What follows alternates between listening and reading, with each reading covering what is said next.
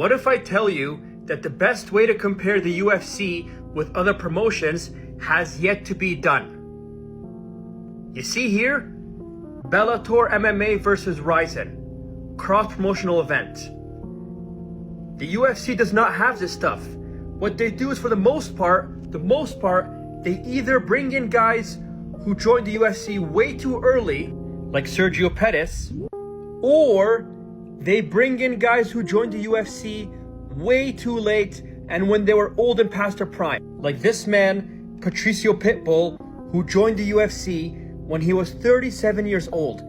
An old man, well out of his prime, joined the UFC, of course not doing as well as his prime days, and you guys say, oh, Bellator sucks. Like, you see guys, the UFC does a very good job of tricking you, fooling you, and manipulating you into thinking that we have the best fighters. All our fighters will crush the top guys in other promotions.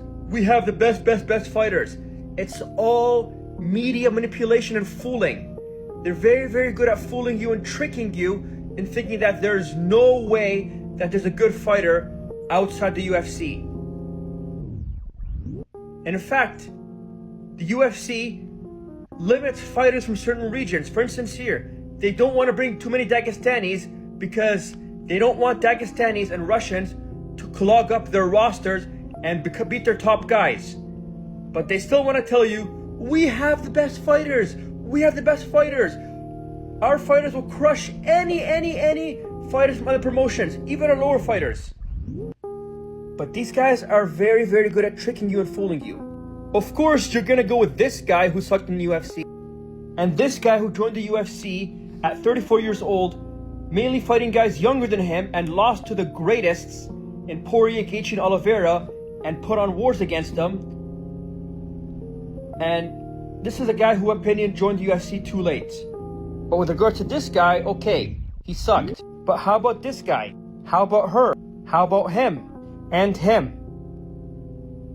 Now, here's my position. I think that the UFC has the best fighters because, one, they've been around the longest, since '93, and two, they acquired 3 other promotions: Pride, WEC, and Strikeforce. So by absorbing organizations and being the longest, they became the best. However, that gap is so grossly over-exaggerated.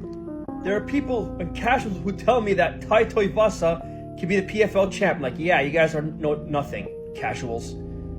And you guys were telling me that Amosov was gonna lose to Alvarez because he's fought a bunch of cans and was a Bellator guy. What happened? Amosov smoked the guy, proving to you that good fighters are not just in the UFC and don't just spawn there. Now, while I think the UFC has best fighters, the best way to prove that UFC has the best fighters has not been displayed. The UFC and Dana White won't have the balls to do cross-promotional events with their top guys in their prime against top guys in other promotions in their prime at their heights. Rather, for PFL or Bellator, for the most part, bring in guys who are out of their primes, not Bellator level. They lose in Bellator and PFL and big leagues, so they go to regional scenes and smaller promotions, win, and then go to the UFC. Except for Patchy Mix, most of the guys like Pitbull, Chandler, Vanderford were not like that. So Dana White and the UFC should have the balls to do cross-promotional events to prove beyond any reasonable doubt that they have the best fighters. But they won't. Unlike Bellator and Ryzen, who have balls.